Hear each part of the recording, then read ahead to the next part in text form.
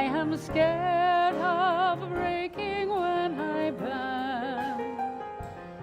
We will carry each other on the way.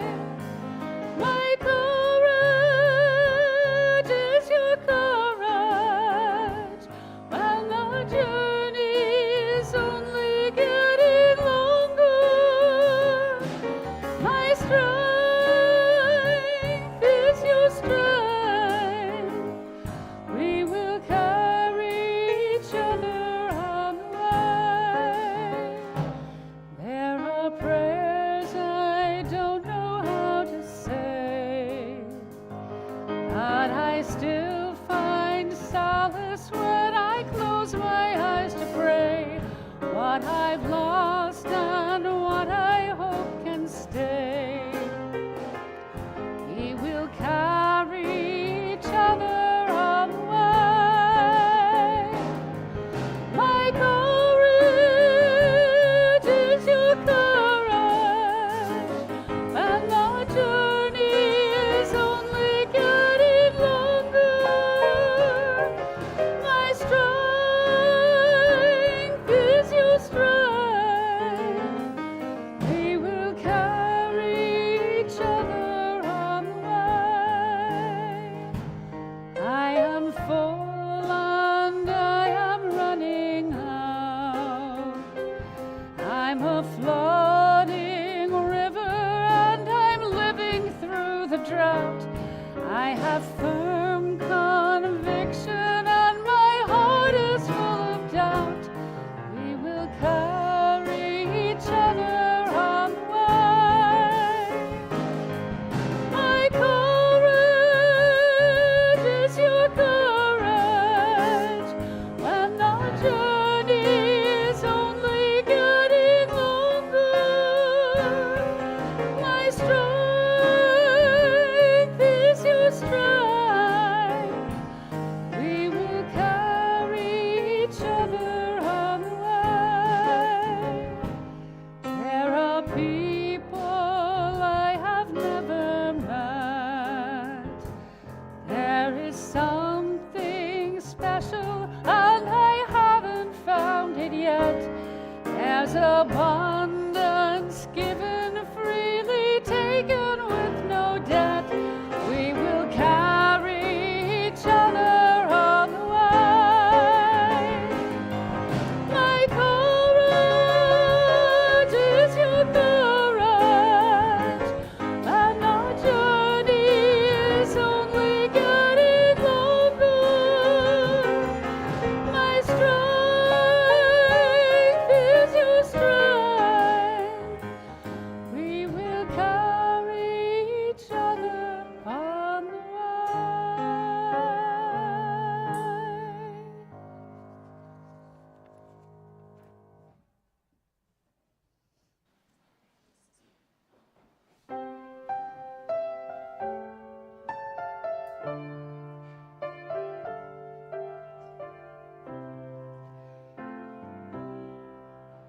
Dark of winter, soft and still, your quiet calm surrounds me.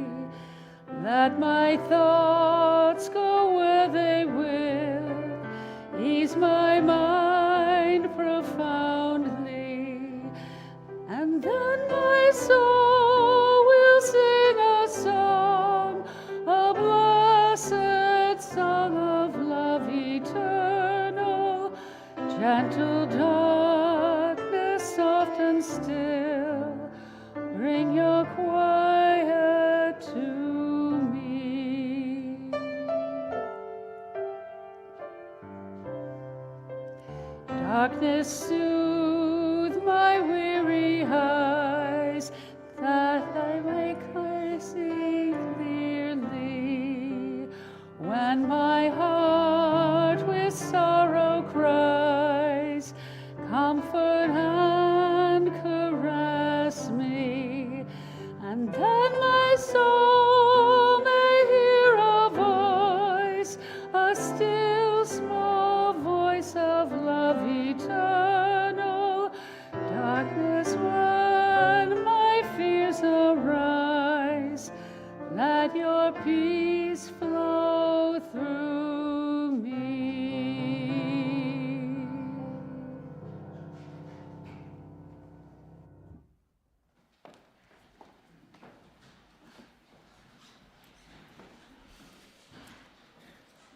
Whoever you are, wherever you come from, whatever age, ability, history, identity, gender, or sexual orientation, you are welcome to bring your full self here to this place where we bring about a more just and loving world. Good morning. Good morning. Hey. I am Laura Anthony. My pronouns are they and them, and it is a joy to serve this community as a liturgist. We are grateful to have Jenny Crooks as our hymn leader, Rev Scott on the drums, and Matt King, our guest musician, on piano. If you haven't already, please put your phones in worship mode. Today's worship leader is Reverend Mary Tiebout. Rev Anya returns on January 4th, and Rev Scott is right here with something to say to you. Hey! It's not that easy to get rid of me. So I do this thing every now and then that more of you are getting to know that I do. Now this is my 9th year here, is I fly in under the radar from time to time when we're off and I'm in town. And I do this primarily when there is a worship leader who I know and really want to see and be with. And that's the case today. Today's worship leader is Mary Tiebout. Mary is grateful for every opportunity to return here, where she served as our assistant minister with Charlie Ortman and Judy Tomlinson from 2002 through 2005. She's also happy to be serving again as part-time minister at the UU Fellowship of Sussex County in Newton, New Jersey, after retiring for 3 years to aid her parents in their home. And so I just want to share, Mary is one of those colleagues who shows up always like curious, always wanting to engage, always wanting to be a part of everything that we're doing. And I love when she shares stuff at our colleague gatherings, because she just has an ear for poetry and will show up with something that she's memorized. I mean, who does that anymore? It's like really good for your brain, I hear, which is probably why she's still going strong. But I just really am pleased that we're able to bring her here, and please give her a warm welcome this morning.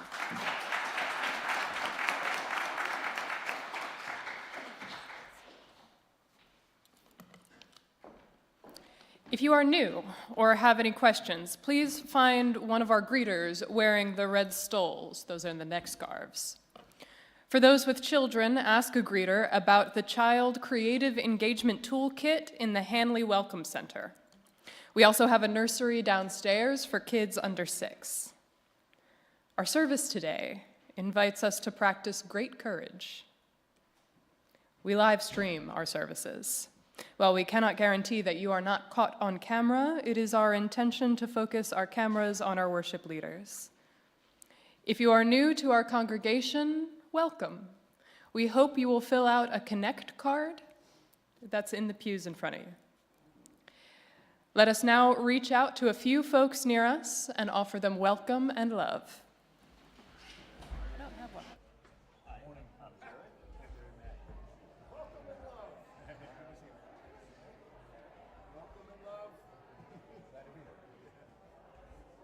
Should I give them a few minutes before I start the song?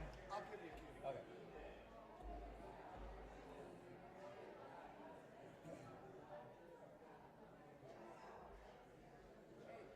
Good morning. I know you. Good to meet you.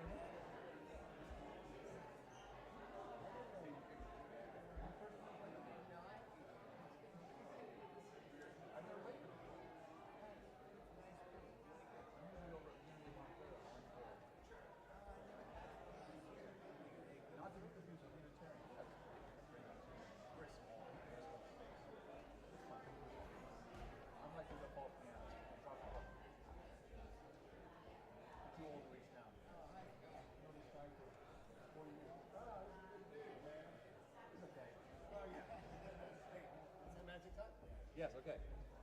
I gotta get back to work.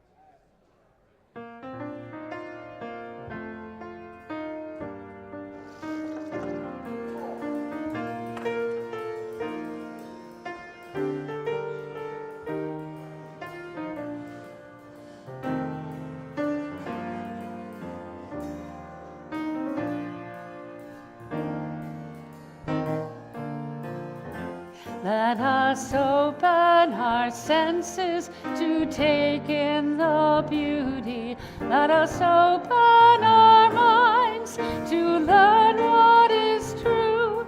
Let us open our hearts to love one another, to love one another.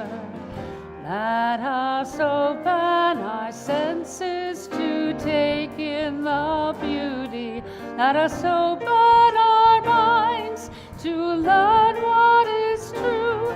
Let us open our hearts to love one another, to love one another.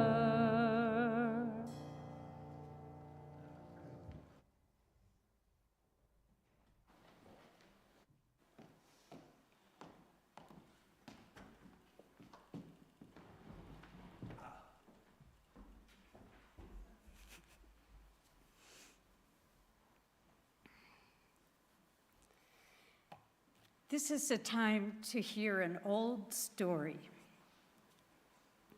The Refugees in Evergreen Village by Alice B. Coolidge was published in 1918 and given to my mother by her Aunt Lily for Christmas in 1928, when my mother was 4.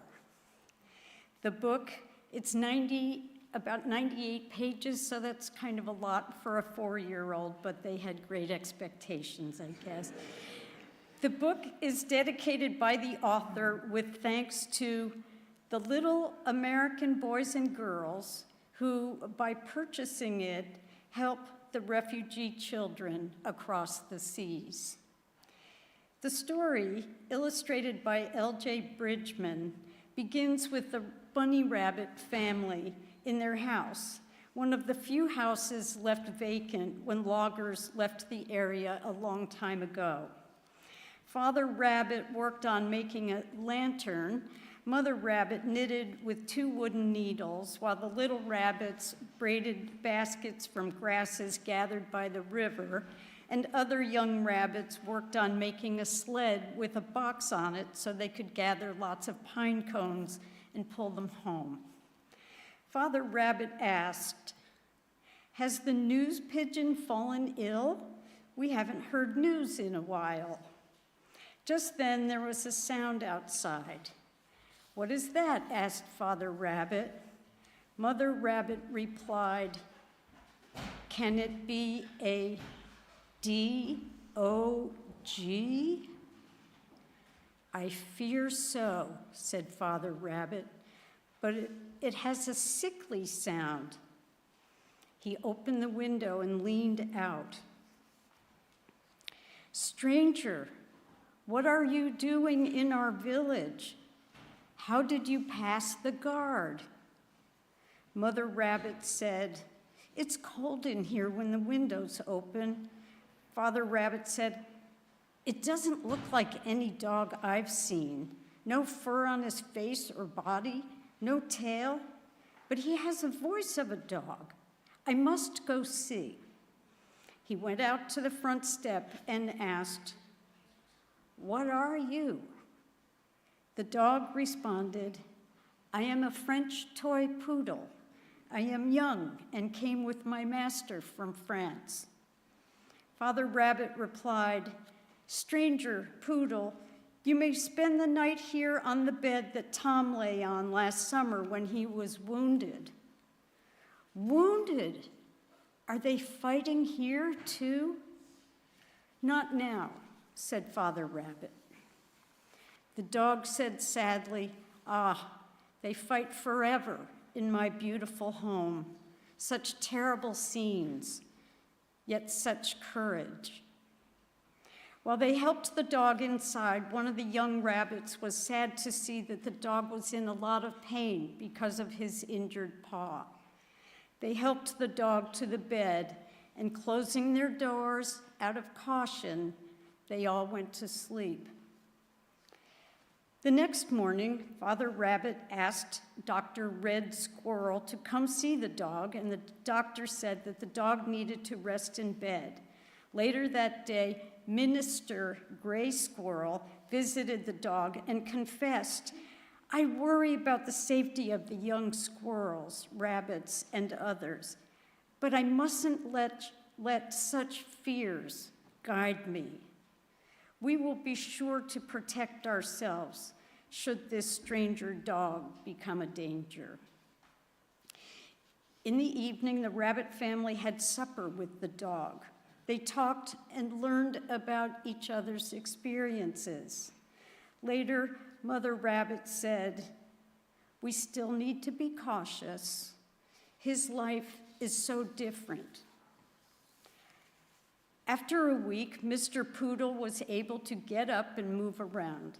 He talked one evening about how he came from Paris and never knew country life, nor any rabbits or woodchucks. He also asked why there were guard animals outside, and the rabbits admitted that they were afraid of some four-legged strangers, especially during these times. After a walk with Dr. Squirrel, Mr. Poodle had supper with the family for the first time. The next morning, the news pigeon arrived with tears in his eyes. He said, "The fields and meadows, so sunny and quiet and full of animal life, there was a strange noise and voices, and the animals saw a huge machine in the meadow being torn up so food can be grown there. But why didn't they tell the animals first? Many mice and rabbits are injured. Many are hiding. Can you help?" When Father Rabbit heard about this, he knew that because of Mr. Poodle's experience in Paris, where they had to take care of thousands of refugees from the countryside and give them food and housing, he'd be able to help. Right away, Mr. Poodle organized a relief party with the help of the Red Cross doves. They also set up a small hospital for the wounded. The animals arrived, some on stretchers, many needing to be bandaged. Healthy enough mice are taken to the homes of other mice. Rabbits found homes with rabbits. All who were able volunteered to help. Some assist the Red Cross doves in caring for the injured. Mr. Poodle was growing sad that he hadn't seen his human friend, and one afternoon while walking near the road, he heard a familiar voice coming from an automobile, and there was his friend. They were so happy to see each other. Of course, all the other animals were sad, knowing that their friend would soon be leaving them. But they had planned a big harvest and farewell celebration for the refugees who would be leaving, and a further welcome to those who would live on this new land for seasons to come. Knowing that Mr. Poodle would join them for the celebration lifted their spirits. The festival began with mice running in a race with grasshopper jockeys on their backs. Then the high jumps, tree climbing, a parade led by a band of frogs, an aerial performance by butterflies, and a race between a turtle and a rabbit. Afterwards, a basket with mittens and boots knitted by the rabbits was presented to Mr. Poodle, who expressed his great thanks. He spoke briefly about how much he had learned and enjoyed during his visit, and how grateful he was that he had been welcomed and shown great kindness. When they had all finished their supper, Mr. Poodle left quietly, and all the other animals were sad. Mrs. Rabbit said, "We thought it was right to help him, but didn't want to do it." Father Rabbit said, "Yes, remember how we locked our doors that first night?" The next day, Father Rabbit, walking with Dr. Squirrel, said, "What a wonderful summer it has been. We have had a dog in our midst and many strangers."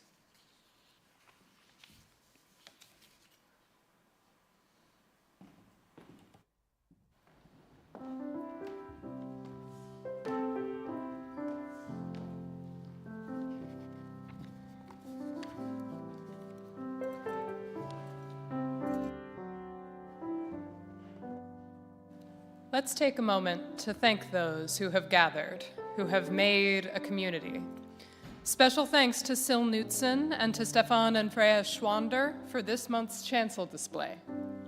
And let's celebrate those who made today's service possible, our custodian, greeters, ushers, tech team, teachers, Connection Cafe facilitators, and worship leaders. Thank you.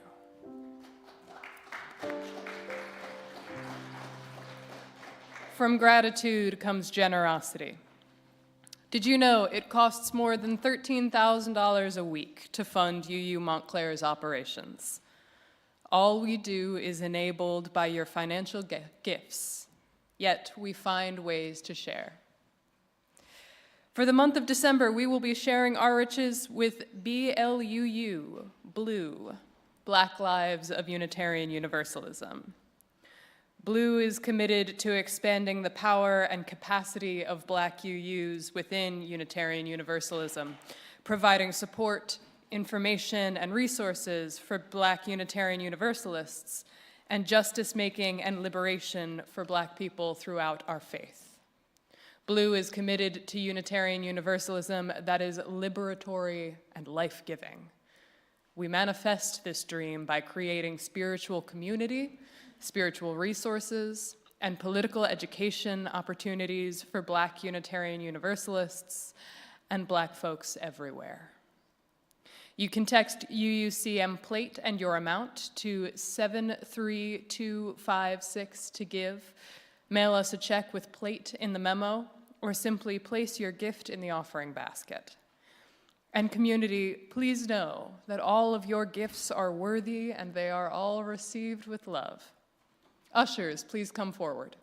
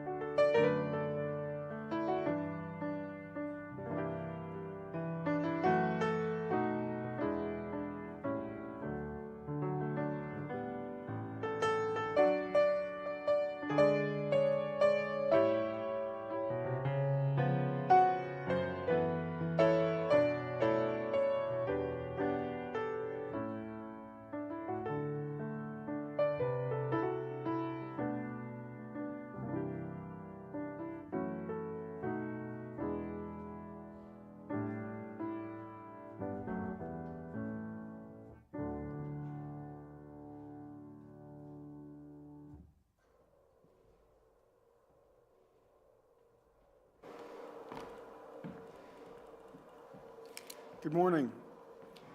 I'm David Bronstein. I'm a co-leader of the pastoral care team. My pronouns are he, him, and I'm grateful to be with you all this morning in service. Called to find depth in our days and discover reverence in this hour, we seek a gentle meditation, a focused reflection, an ardent prayer, each as we are called, and yet mystically all together. And we enter into this space by hearing the lamentations, the requests, and the remembrances of our community. Let us hear one another to heal one another. Becky Doggett lights a candle of joyful remembrance for her beloved husband, Joe Thomasberger. Although Joe died 8 years ago on December 21st, members of the congregation still speak of him with humor and love. Kate Loyson-Turek lights a candle of remembrance for her aunt's sister friend, Roberta Reniers. December 13th would have been Aunt Bobby's 81st birthday. We miss you. Aidan Braun lights this candle of healing and shares, please pray and send good healing vibes for my wife, Lindsay Braun. She's 28 years young, battling stage 4 tongue cancer, and will have major surgery on December 30th to remove the cancer and reconstruct her tongue. She will recover at Memorial Sloan Kettering in Manhattan for 1 to 2 weeks. Lindsay and I were married at UUCM October 15, 2022, in a private ceremony. Debbie Ann Tripoldi lights a candle of gratitude for all the love and support that has been pouring in while she's basically out of commission at home. Surgery isn't scheduled yet for her broken wrist, but very soon. She and her family are speechless of all the love that they have received.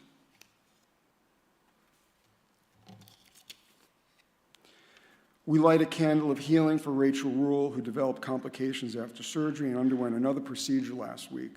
Rachel is concerned about the impact her health challenges are having on her family. We offer them all a loving embrace and best wishes for a speedy recovery. And I light a candle in remembrance for my father, Irving Bronstein, who died in December 2 years ago. Like many men of his generation, Dad was never one for saying, "I love you." His love language was time spent pursuing shared passions. Skiing, fishing, gardening were just a few. And so I never doubted his devotion. Happy birthday, Dad. In memory of my husband, Andre Brower, who died 2 years ago on December 11th. We were together for 37 years and have 3 beautiful children. This remembrance is for Andre Brower from Amy Brabson. Today is our wedding anniversary. I'm extraordinarily grateful we found each other.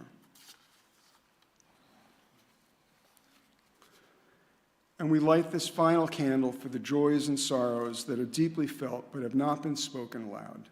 May we hold this silence as this silence holds us.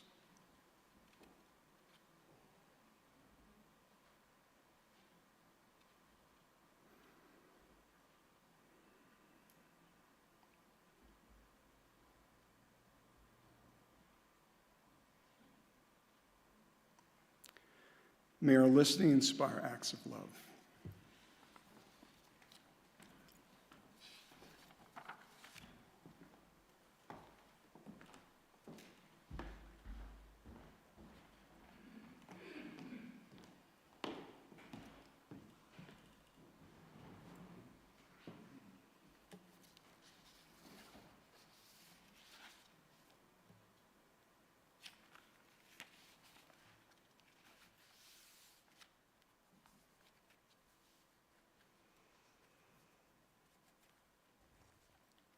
When we take a deep breath, air opens the door to where the ember of our being sits.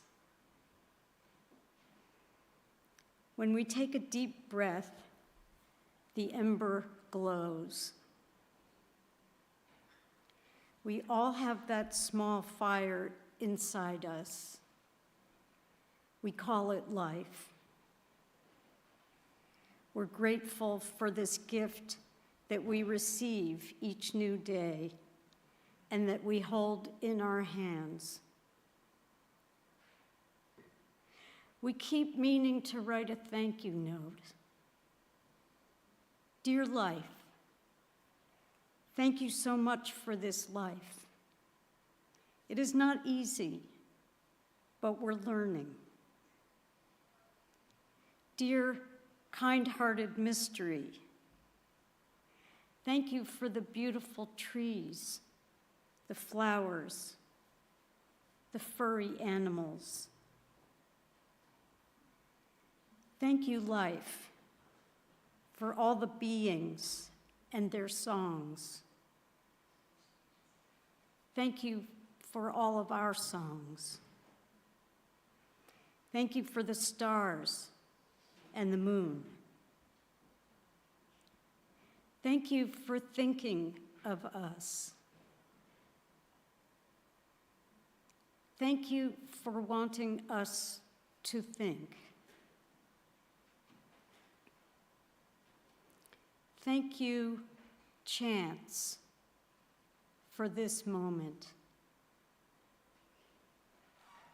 Thank you, dear life, for this day. What a beautiful gift. We've found the instructions. We're on the part about love. Oh, it's all about love. Well, with all our thanks and love, we say, Amen.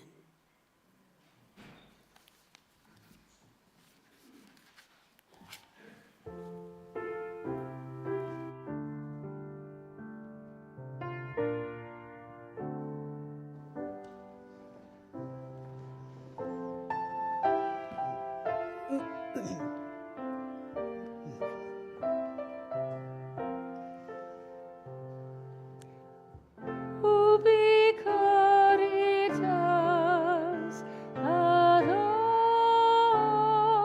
amor. Ubi Caritas Deus ibi est. Ubi Caritas ad amor.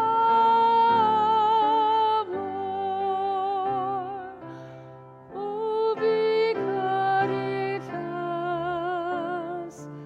Deus ibi est. Ubi Caritas ad amor.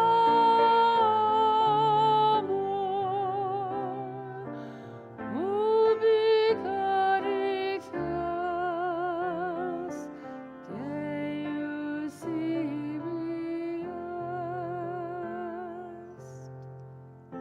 Ubi Caritas ad amor.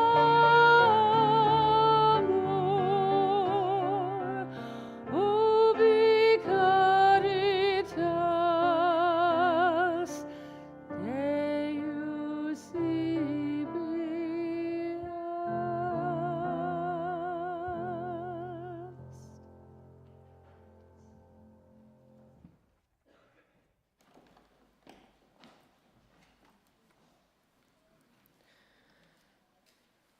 Our reading is an excerpt from The Dream of Now by William Stafford.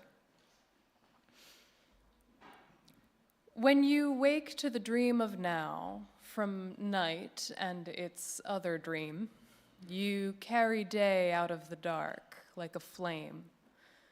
When spring comes north and flowers unfold from earth and its even sleep, you lift summer on with your breath, lest it be lost ever so deep. Your life you live by the light you find, and follow it on as well as you can, carrying through darkness wherever you go, your one little fire that will start again.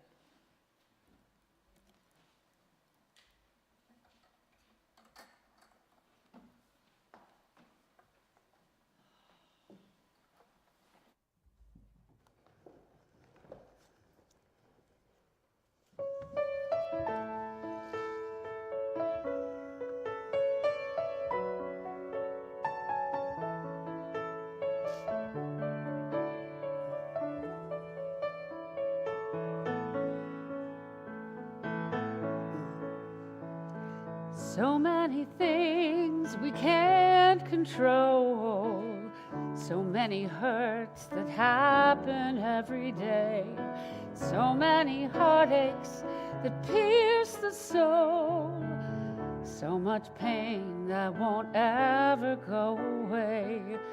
How do we make it better? How do we make it through? What can we do when there's nothing we can do? We can be kind, we can take care of each other, we can remember that deep down inside we all need the same thing. And maybe we'll find, if we are there for each other, that together we'll weather whatever tomorrow may bring.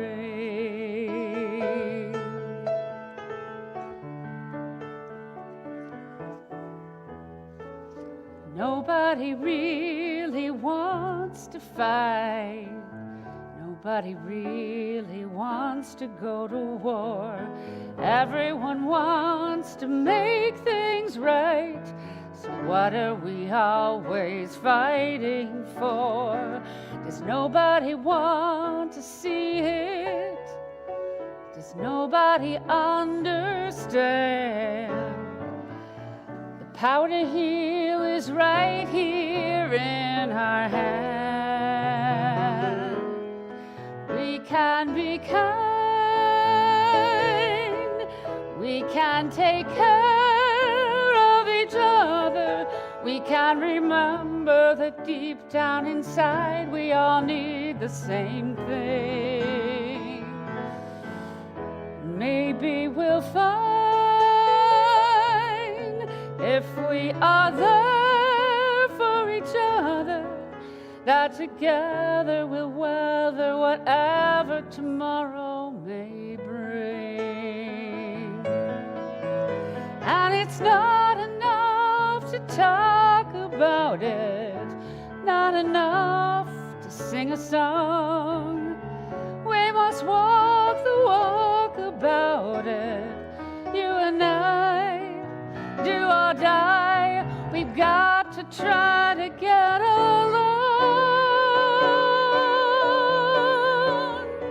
We can be kind, we can take care of each other, we can remember that deep down inside we all need the same thing. And maybe we'll find, if we are there for each other, that together we'll weather whatever tomorrow may bring.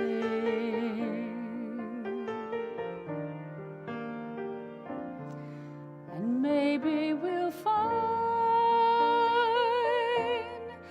true peace of mind if we always remember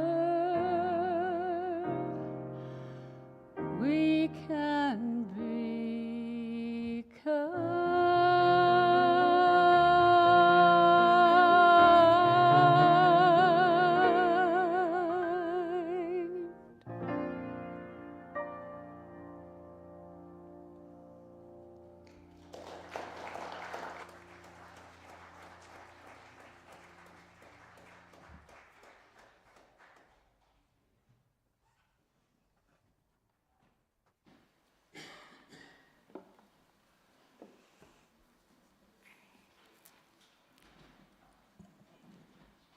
Only courage.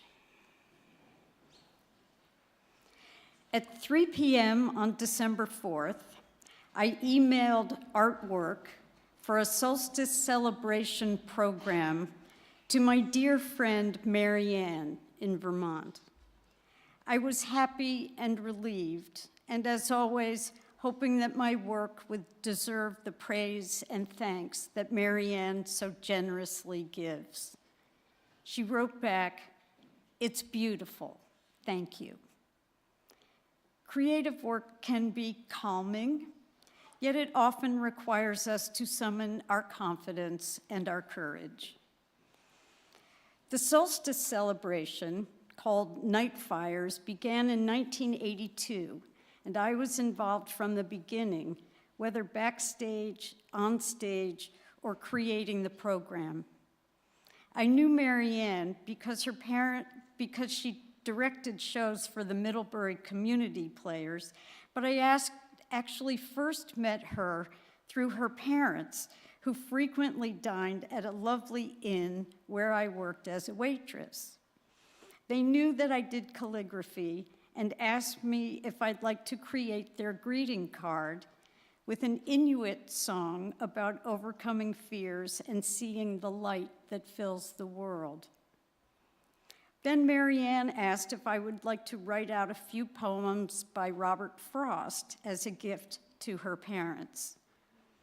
I love Robert Frost and thought about some of his nice short poems like, "Forgive, O Lord, my little jokes on thee, and I'll forgive thy great big one on me." That wasn't on the list. There were longer poems, including "The Death of the Hired Man."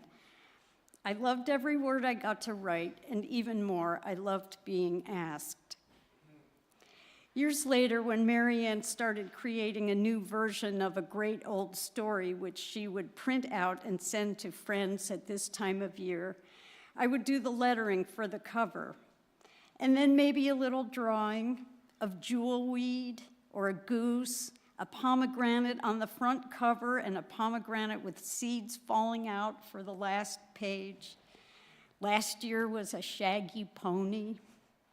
I'd get these humble requests and whisper to the miles between us, "Marianne, you know I can't draw."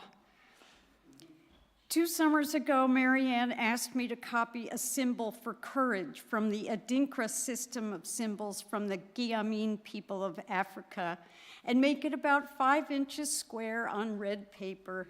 She wanted to give it to new neighbors as a wedding present. Over the years, I've made large signs for Marrowbone, an outdoor music and storytelling program in the mountains. And 2 autumns ago, Marianne asked if I would write out some words on a large cloth banner that would be hung along the path through the woods. The quote was from a poem by Galway Kinnell. "Love is very much like courage. Perhaps it is courage, and even perhaps only courage." Just at that time, I was reading a book by one of Marianne's and my great teachers, Martine Prechtel. In The Wild Rose, Stories of My Horses, he describes a gelding, a Spanish barb horse named Rewa, who, with several others, had been sold to a farm in Iowa. Martine wanted this horse to have a better, freer life and bought and trailered him back to New Mexico. In his book, Martine describes Rewa, whose name in Caritas means swift. His heart was really strong and full of grief. We rarely put those 2 things together. The beautiful green 4-by-6 foot cloth for the banner arrived in the mail. I started to figure out the letter size and the spacing with the cloth on the dining room table at my dad's house and with my dog Dusty on the floor nearby. In August of 2023, my dad had just turned 98, and Dusty, at 15 plus, was about the same age in dog years. Pretty great for a black lab who had heartworm disease when I adopted him from the SPCA when he was 6. Dusty had lots of bumps on him, and he developed a cyst on his left front leg that had grown rapidly and would be dangerous, the vet said, to remove. That was that January, thinking then that he only had a few weeks to live. When his food ran out, I bought a 7-pound bag. Then I bought the 20-pound bag. And by May, we were back up to the 35-pound bag. But as August steamed along, I knew we were getting near the end. In an email to Marianne about the large sign, I said, "Dusty is in his last days." And then I asked Marianne about her old Bernese mountain dog, Zola. She said that their beautiful Zola, for whom they had dug a grave the November before, just in case, would be euthanized the following Thursday. "She's ready," Marianne said. I looked at Dusty and thought, "You may be ready, but I'm not." A week later, the day came. It was very painful for Dusty to walk. The bleeding from the cyst wouldn't stop. I took my beautiful, courageous friend to the veterinary hospital. While the young vet explained the procedure, I nodded, envisioning the green cloth and repeating to my breaking heart, "Love is very much like courage. Perhaps it is courage, and even perhaps only courage." You might now be thinking about beloved dogs or other dear family members and friends for whom you are grieving and have grieved deeply. Can you reach for the love inside that grief and feel, when you breathe deeply, the courage within that love-held grief? From the earliest winter solstice celebrations that Marianne created, the theme has been about embracing the darkness at this time of year before the Earth's North Pole tilts once again toward the sun, lengthening our daylight hours. They're about braving the world's darkness and calling back the light. Poems selected for night fires have included words from Rilke. "You darkness that I come from, I love you more than all the fires that fence in the world." Maura Simon, "This darkness is a rope, not a prison. Hand over hand, I haul myself in. I touch your face, I blossom." And Wendell Berry, "To go in the dark with the light is to know the light. To know the dark, go dark." In this year's night fires, the actors found their way to the park, and one by one, after the organizer apologized for losing the prepared speeches, they began to speak, sing, dance, and tell stories. Old tales, new personal stories, sad, funny, poems, letters, prayers, reflecting the world's darkness and its light. The people called their gathering Interdependence Day, Vermont's first. At winter solstice celebrations around the world, the story is often told about Demeter's determined efforts to retrieve her daughter Persephone from the grasp of Hades, lord of the underworld. Hades has given Persephone pomegranate seeds to eat. She is held below until Demeter works out a deal by which Persephone would begin her walk up from the underworld at the time of the winter solstice, bringing spring, spending half of the year in the light. This is the story that Marianne retold for her little book, Pomegranate Girl, 2 years ago. It is also the story that was woven by Anne Batchelder into her book, Craving Spring, published in 2023. Anne was married to my cousin Henry, and the book is about what Anne had to learn in order to stay strong while walking, sometimes above ground and sometimes through hell, with their daughter Olivia, who was trying to overcome an opioid addiction. It is a beautifully told, heart-gripping story about love, about courage. And since my cousin Henry's death in October, Anne has been living in a different underworld, grieving deeply for her beloved husband. Their son Austin and daughter Olivia have been walking beside Anne through these grief-filled days. Jane Hirschfield, in her poem, The Weighing, reminds us, the world asks of us only the strength we have, and we give it. And then it asks more, and we give it.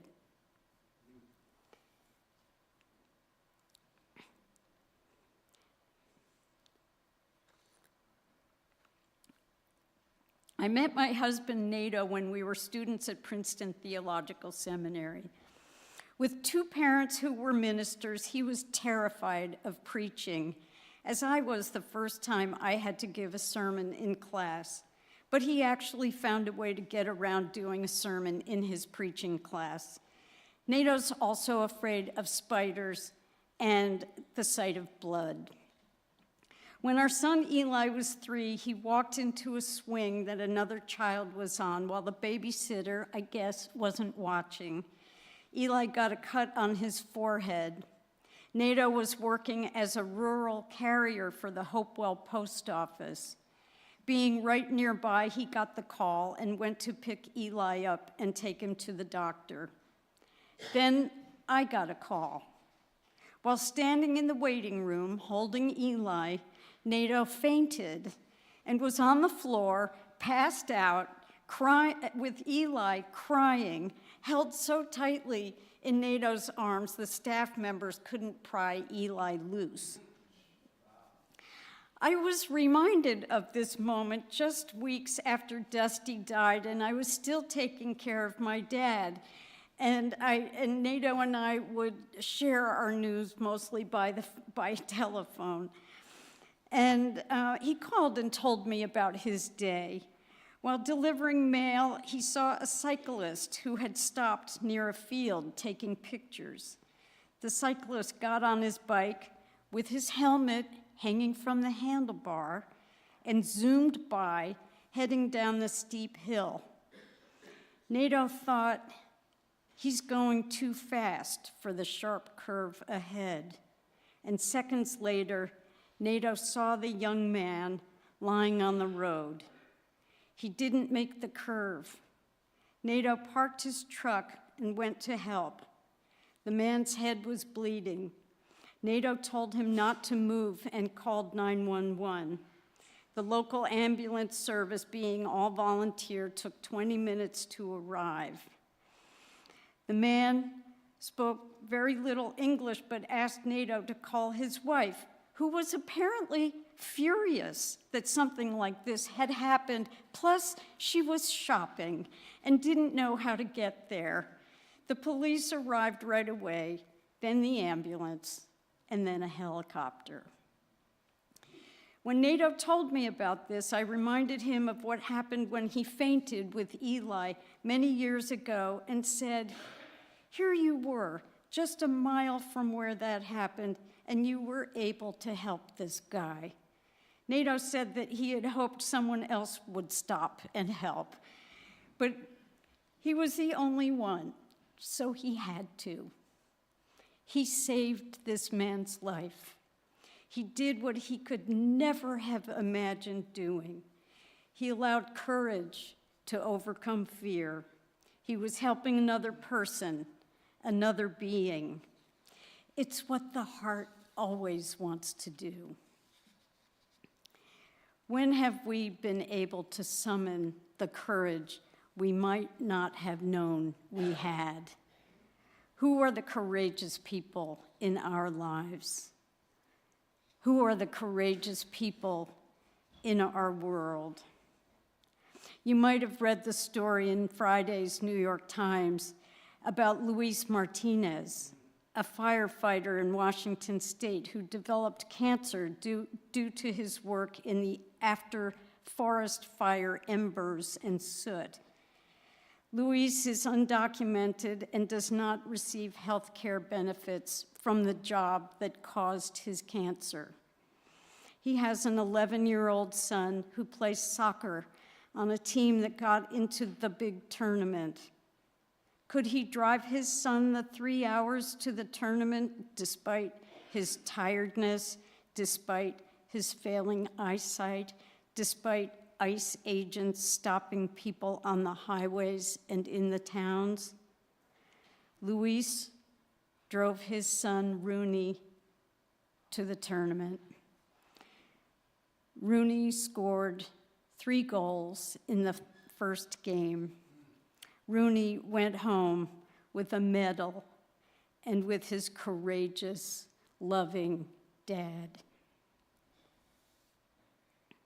I wanted to learn more about Alice B. Coolidge, the woman who wrote the stories about the animals in Evergreen Village, and found that her sister-in-law, Ellen Coolidge, had worked with my mother's Aunt Lily.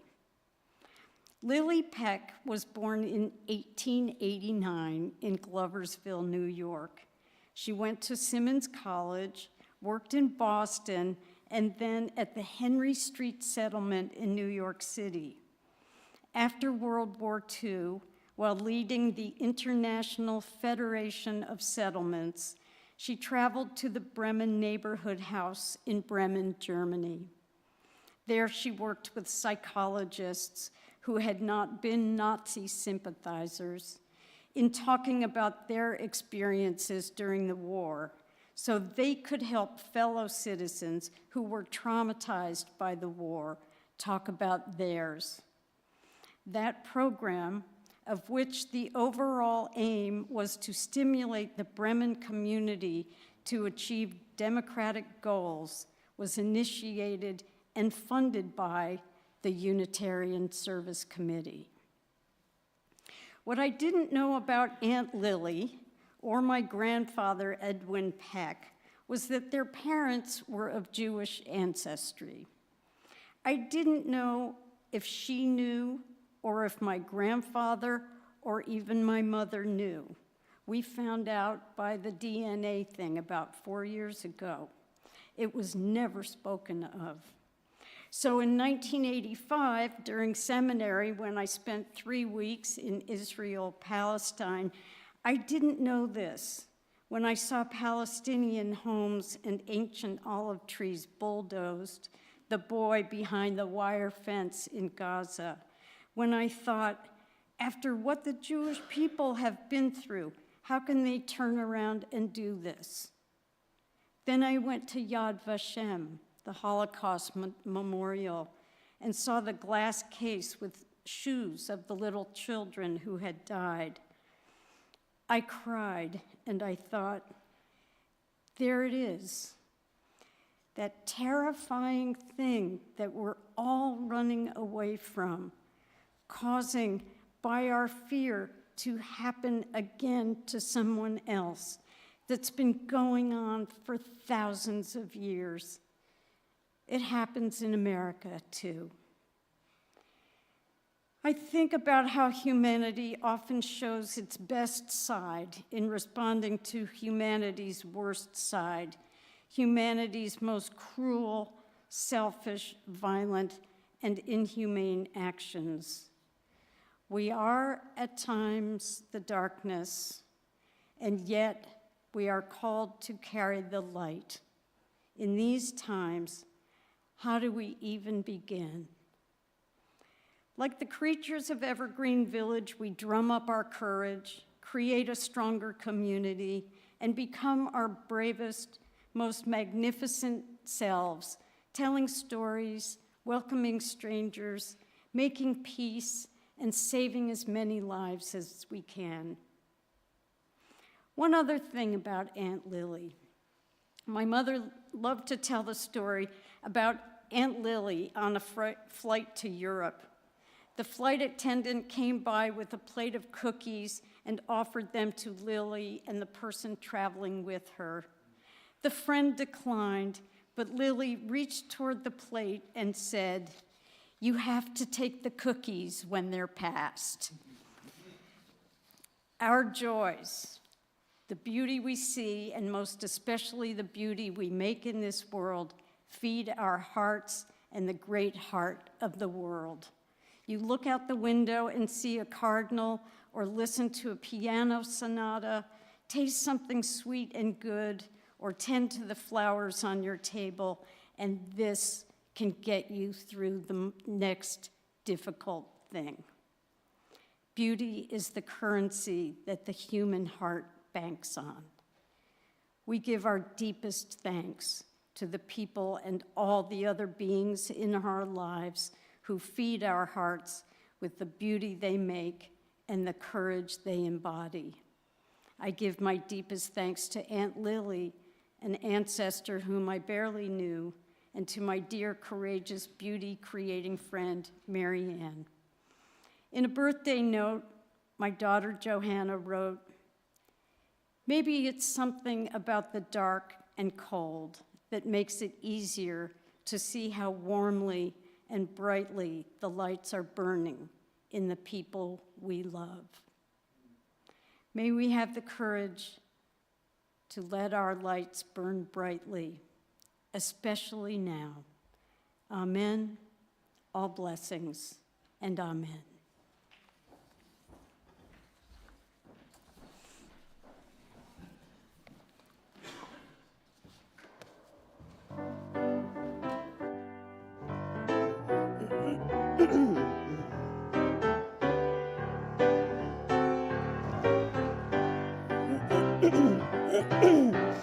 This little light of mine, I'm gonna let it shine. This little light of mine, I'm gonna let it shine. This little light of mine, I'm gonna let it shine. Let it shine, let it shine, let it shine. Everywhere I go, shine. Everywhere I go, I'm gonna let it shine.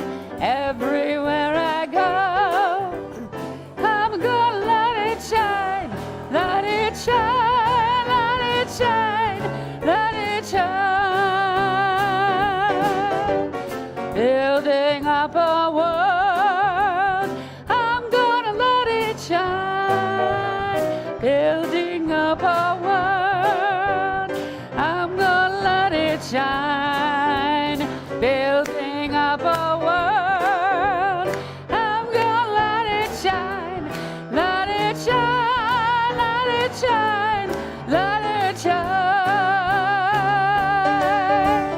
Shine all around the world, I'm gonna let it shine. Shine all around the world, I'm gonna let it shine. Shine all around the world, I'm gonna let it shine. Let it shine, let it shine, let it shine. This little light of mine, I'm gonna let it shine. This little light of mine, I'm gonna let it shine. This little light of mine, I'm gonna let it shine. Let it shine, let it shine, let it shine. Let it shine, let it shine, let it shine. Let it shine, let it shine, let it shine.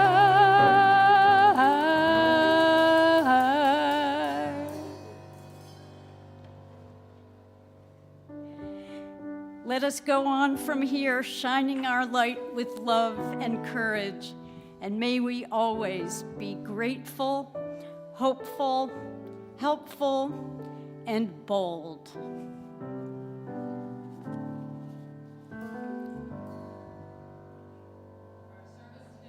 Brought us to courage. Please join us in our chalice extinguishing words.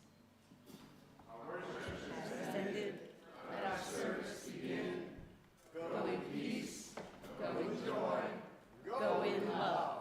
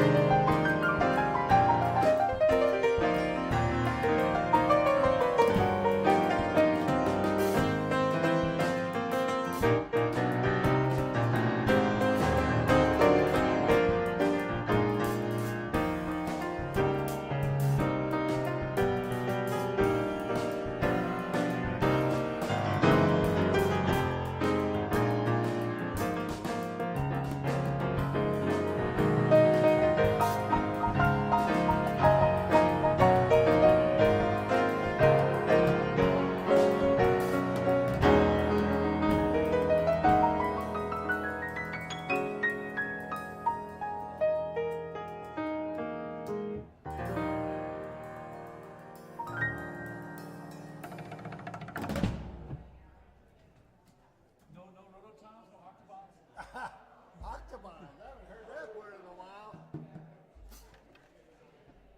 Danny Kramer.